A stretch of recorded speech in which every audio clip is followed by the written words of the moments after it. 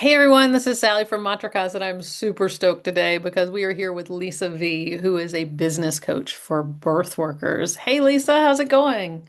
Sally, I'm so excited to be here. This is like the most important, exciting thing of my week that's been on my calendar. I'm so excited too. I've been excited all morning. When I see your logo, I just think I understand the entire embodiment of you and who you are, and your authenticity comes through fast and clear. And I'm so excited for more people to get to know you. Can you tell us a little bit about what is a birth coach or a business coach for birth workers and also how you came to this? Absolutely. That compliment really spoke to my heart. I appreciate you.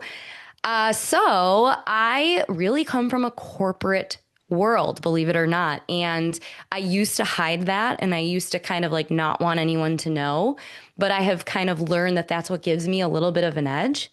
So, really, if I back things up and give you the full picture, I became birth obsessed, birth nerd obsessed right around the time I got pregnant and very quickly recognized some big themes during that pregnancy around autonomy and around speaking my truth and around asking for things that felt uncomfortable, but that really were important to me. And I just started learning like all of these lessons and it unlocked something. And all of a sudden I was like, I can't go back to my corporate job. Like something about that, just stale, salesy, bro marketing atmosphere isn't good for my soul. And I was feeling so connected in pregnancy and women empowerment. And I just had this massive shift. And I thought to myself, I have got to stay in this space. And I'm going to go off on a thousand tangents because that's just what I do. But Do it. my whole, yeah, good. My whole life, I really struggled to kind of fit in with like girl groups. And I just craved this closeness, like best friend energy my whole childhood. And I wasn't there. And I don't know if it was because I turned people off or like what was going on there. There's a lot to process there. But it was like as soon as I walked into the birth space, I felt at home. And I had collaborations and colleagues and other pregnant mamas and doulas and midwives. And I was like, this is it. This is what I've always wanted. And so I became a pregnancy coach very shortly after I gave birth to my son. I had the most incredible, magical, unmedicated, out of hospital birth experience that really broke me wide open. And I said to myself, I know that there is a career out there helping women, but I don't know exactly what it is, but I'm going to figure it out as I go. And so I became a certified pregnancy coach and I started helping other pregnant mamas prepare for birth and postpartum and motherhood and all the things. And very naturally and very organically, I started having doulas like popping in my DMs and talking to me at coffee shops and kind of saying like, you are everywhere. Like, what are you doing? Like, how are you getting clients? Like, how are you booking your months and turning people away? Like that, I don't get it. And I'm like, I'm just doing the thing. I'm just having consultations. Well, how are you getting the consultations? I'm just showing up as me, truly. And along the way, I kind of realized that a lot of the sales skills and the marketing skills that I had picked up over the 20 years of being in the corporate world and training sales teams and all the things that I thought I had shut the door on intentionally were actually bleeding into birth work and benefiting me and benefiting my clients and the community. And so I very naturally over time recognized that if my ultimate goal is to serve as many mothers as possible, the fast track to that for me personally was serving doulas so they could serve mothers. And that was kind of like the scalability, if you will, of my current situation.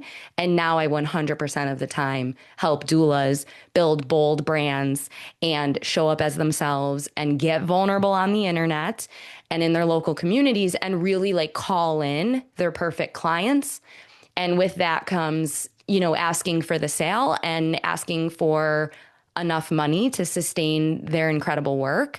And that's really kind of like how I showed up here today. Like that was the journey, truly. And I already forgot the other question that you asked me. Me too.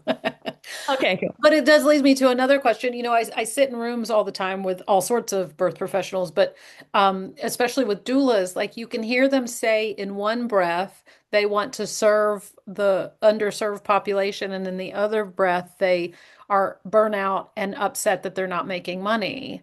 And I think that when you're in a heart-led business, it is hard to reconcile the price point of charging money. So, could you speak a little bit about that?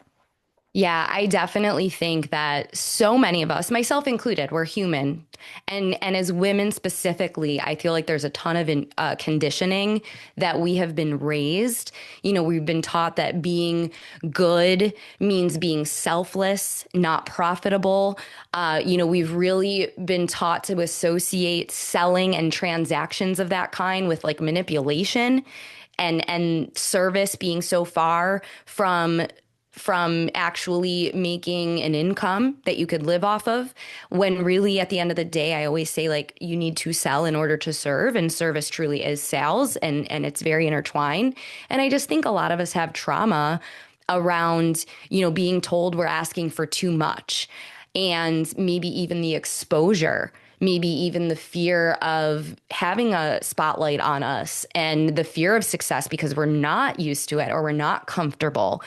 And so at the end of the day, there's a lot of like money mindset work and deep work that goes into my process that I think a lot of people are surprised to learn, because when I say, "Oh, I'm a sales coach for birth workers," I think people automatically like picture me with a whiteboard teaching them like how to make a pitch. And really a lot of what I do is rooted in building confidence and self-trust, which is why to me birth work and sales are one and the same. Because at the end of the day, if you believe in what you're selling and providing, if you know that the transformation is absolutely life changing, then there would be no question to ask for an investment in return and to ask for a buy in, to make sure that that mama or that woman or that person that you are offering a service to, offering your support to, is all in. And having that investment is really like a collaboration, not just a exchange of dollars for a contract. It's so much more than that. And so everything that I teach, I call heart-led sales, because it is a heart-led process from start to finish, from somebody entering your world to going through a client journey to having this incredible outcome that you deliver. It is an experience, and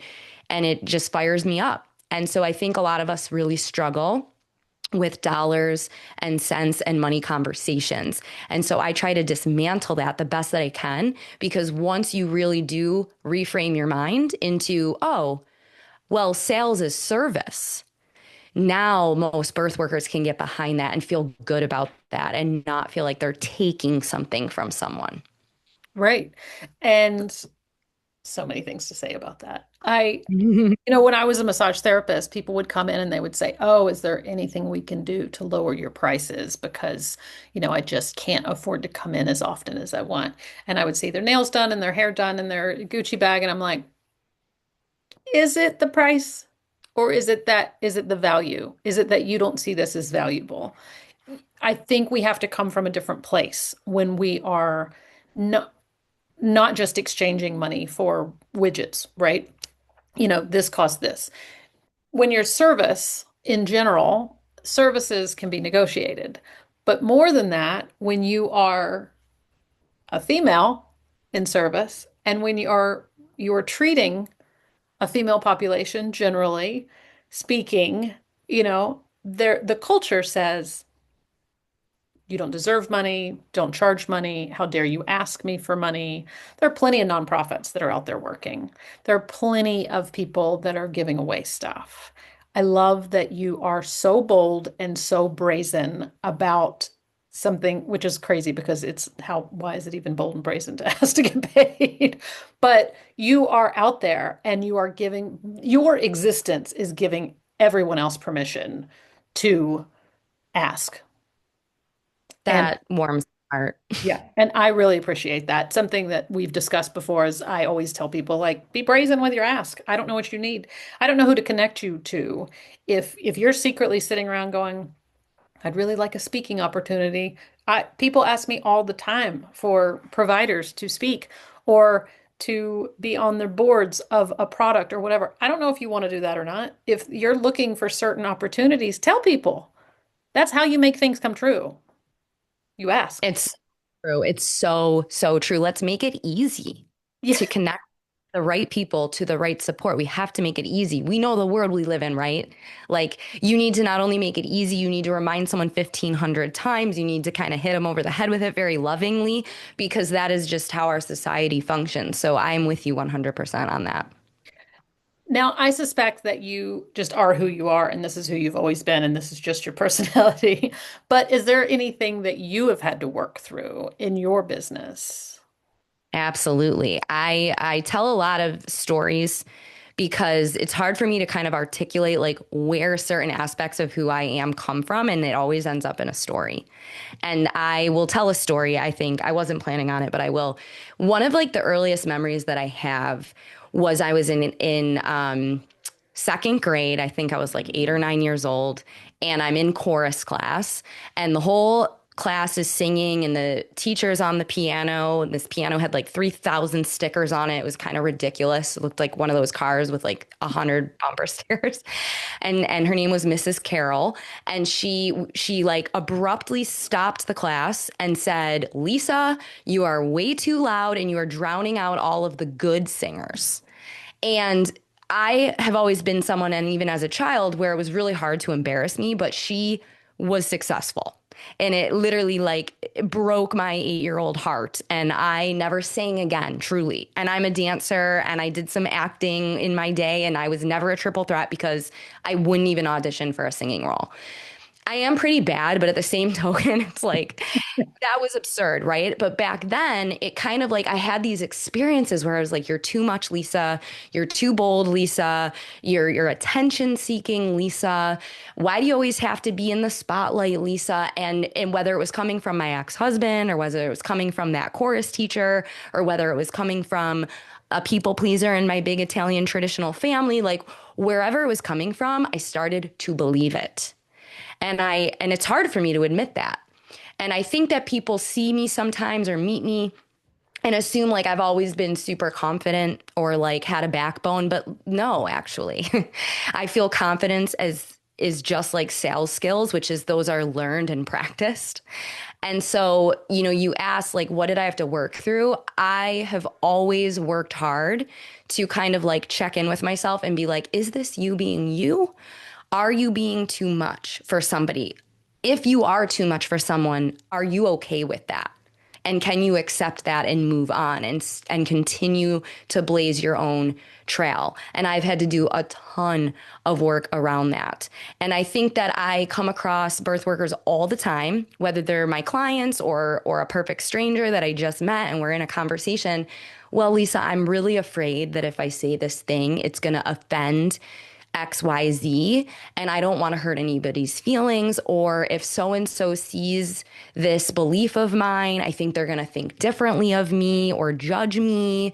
I don't want to be rejected. I don't want to be canceled.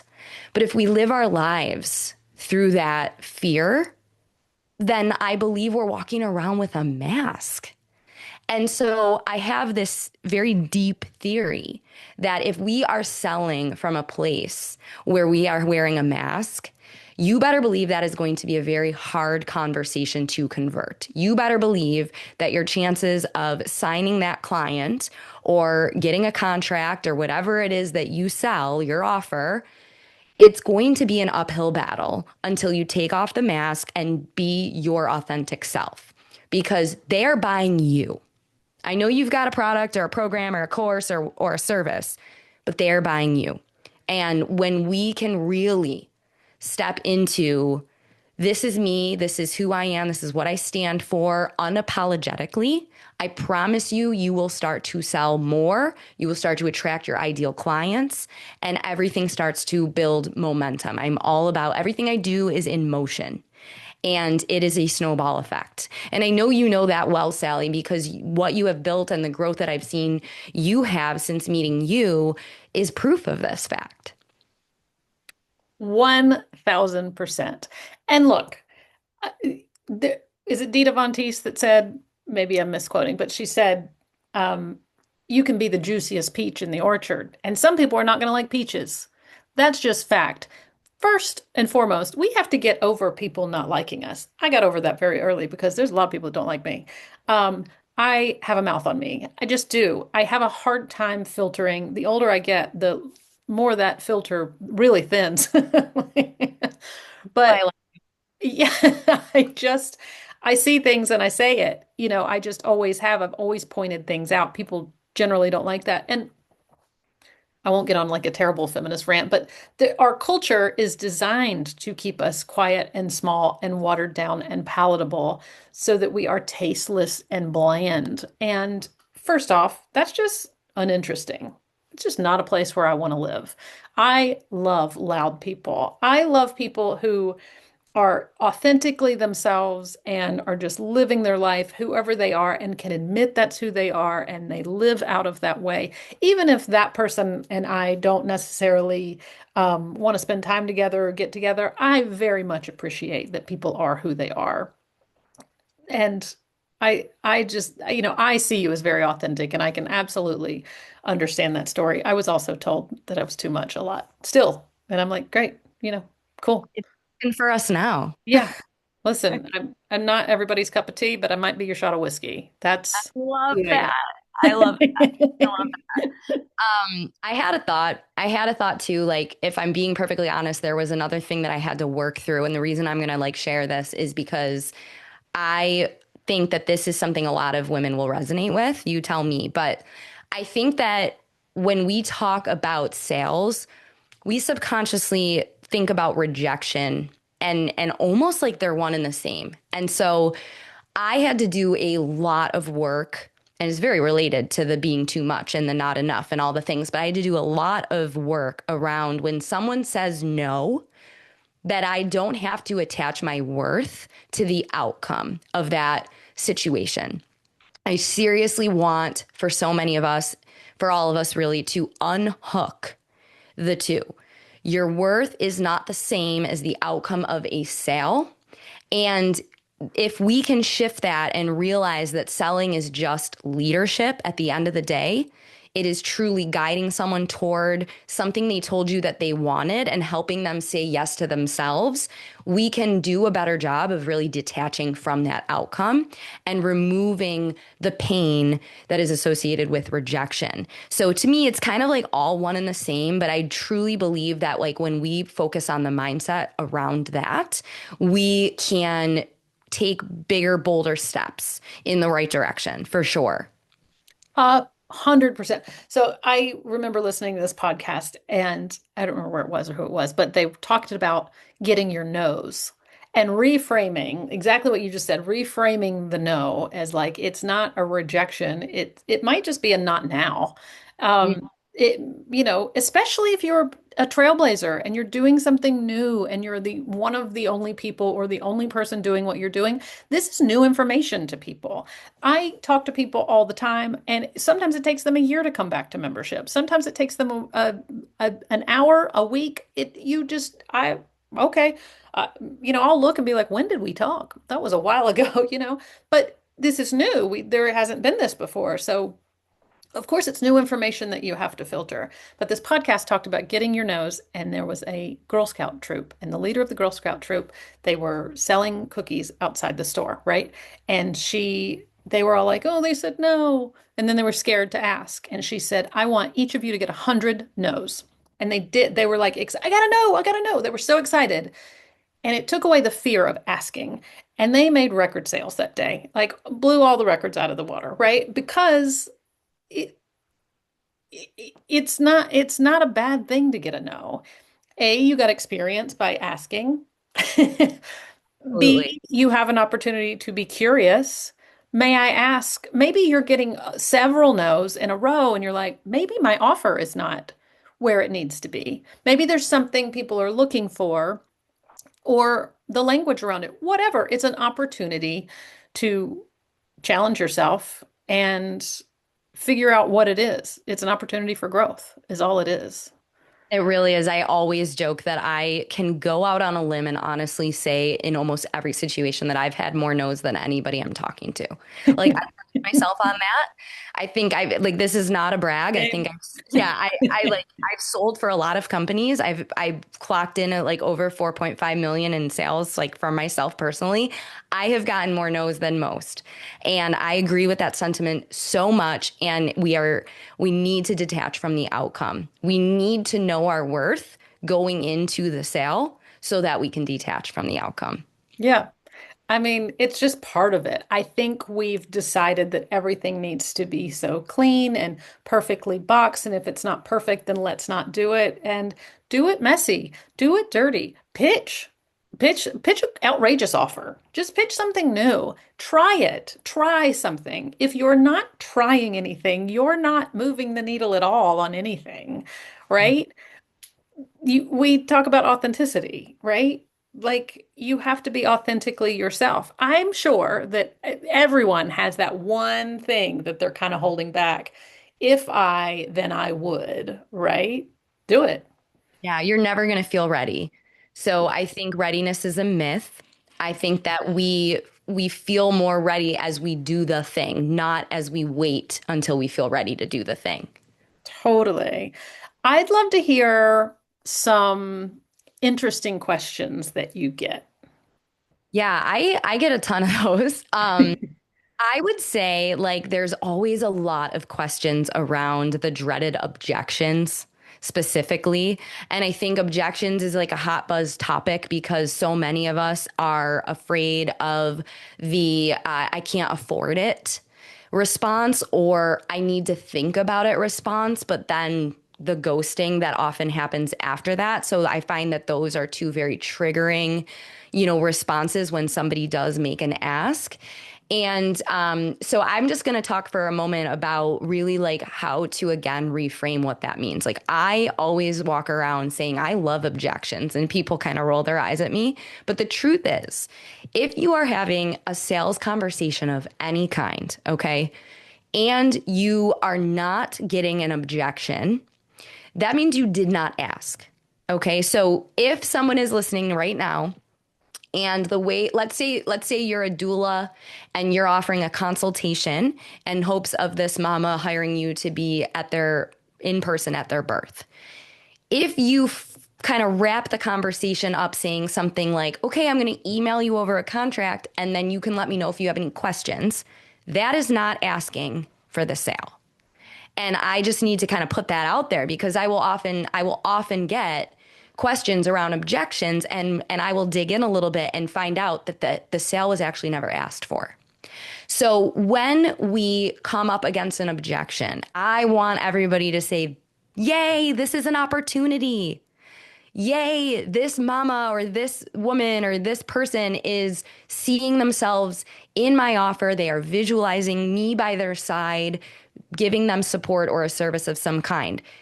Otherwise, without an objection, we have no idea where they're at because we're not mind readers, unfortunately.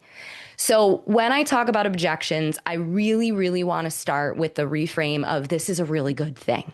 This is an opportunity. And if somebody were to say something like, I really can't afford that right now. Unfortunately, that's, outside of what we set aside for this particular service. I always say take a pause, take a breath, and get more curious. Okay, so we get hit with an objection, we have a mini celebration internally, and then we get more curious. If you can remember that formula, I promise you that you will open more doors that you thought were closed. And truly from that point on, it's always, well, how do I get more curious, Lisa? Ask more questions, deeper questions. Okay? So I think I'll wrap this up by just saying if you get hit with the I can't afford it objection, instead of the default, which is often like, okay, I'm not going to push. I'm not here to pressure. I'm done. That she said no. She actually didn't say no. She said, I can't afford it. Okay. And so My recommendation, there's 1,000 ways you can handle that, but some of my favorite ways are to say, when you say I can't afford it, what do you really mean? Can you tell me more about what you mean by I can't afford it? Or you could say something along the lines of, okay, you know what, Cindy, I got to be honest with you. I do this all the time. I've worked with a lot of mamas. If somebody says to me, I can't afford your services, Lisa, usually that means there's something else. So is this truly a budget issue, or is there something else that you want to talk about? You would be amazed at what somebody reveals. And now you have somewhere to go. Okay, so I think the biggest questions always come to me around like, okay, where do I go from here because I'm stuck? But you're never stuck if you just stay curious. You can always get underneath to the real reason. And then whether it's a no or a no right now or a yes or whatever it is, there's always data. There's always data there. So I would say like majority of my questions come around like objections and when we feel like we're in a standstill in the conversation. That's such a light bulb moment for me. That's so good. I always advocate being curious, but the interesting part that's wrapped into that is you're actually caring about them. You're caring about them enough to dig in instead of going, okay, I've been on calls where I'm like, this is just not something I can afford right now, whatever it is.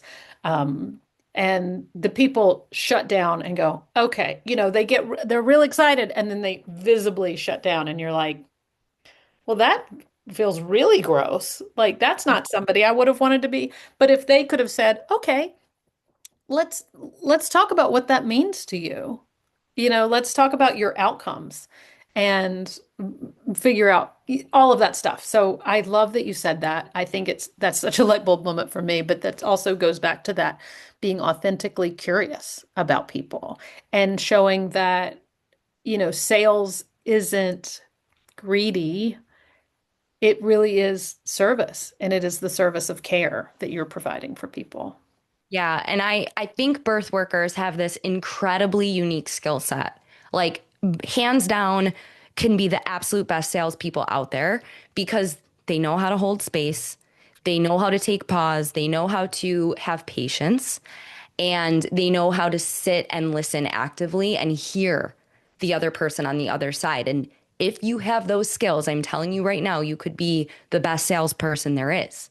So I often will say to my clients, let's pretend the sales conversation is a birth. How would you handle that? How would you handle that mother? How would you hold space for her? How would you sit back and listen and not overstep? How would you hold the environment and the energy? It's a sacred exchange and it's really no different. And so you already have those skill sets. You're already good at this. But somewhere along the line, you told yourself you're horrible at sales or the business side, or you're not cut out for the money talk. And that is actually all a bullshit story. And I am here to just say, let's put that story away and write a new one. Right. And then we need to dig into why is that our story? What's under that story on our end? Because just like someone saying they can't afford it, we have a story about the sales, right? So I love that. I love that you're putting curiosity at the heart of it. I think it's so important. I feel like we could talk for several more hours about this. It's so good. If anybody out there, you do work with doulas, but you also work with all birth workers, right? Um, if anybody out there is resonating with what Lisa's saying, I highly recommend checking her out and getting into some of her programs. Can you tell us, do you work with people one-on-one? Do you work with groups? Do you do both? Great question. I love group energy. So I would say my signature program is a very interactive live coaching program with multiple coaching opportunities per week and a really, really incredible community of women that we talk every single day.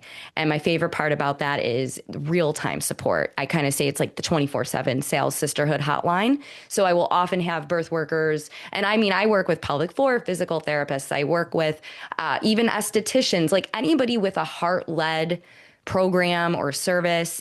I'm happy to support you. And what I love about it is if somebody is in the process of follow up or, reaching out to a lead or like having a brave moment or prepping for a really big sales call, I'm right there, like at their fingertips. And I love that like real time support. So I do offer some one on one coaching, but I love the accessibility and the community of group coaching. So my signature offer is very group focused. That's beautiful. Well, I feel like I personally got a master class today, so I'm very grateful that you sat down to talk to me today. Tell That's awesome. everybody how they can find you. Do you prefer website, social media? Okay, I'm going to give you a top three thing. So I'm going to give you my Instagram, which is the Lisa Vee, and that's VEE. So find me there for sure, and we'll chat in the DMs. I also have a podcast called Loudmouth Lisa, and if you liked this episode, I really think you'll be in love with that. And I'm actually featuring Sally, so come check it out. And then I have a new freebie that I'm super excited about, and it is basically my three most asked, must ask questions for any sales conversation, whether it's a consultation, a DM conversation, the top three things that I feel like if you can nail that, you are headed in the right direction. And I will make sure you have the link for the show notes, or you could just go to thelisavee.com/top three. Amazing. Thank you so much for joining me today. I always love talking to you and I learned some stuff. So I really appreciate your time and I'll talk to you soon. Thanks for having me, Sally. This has been fun.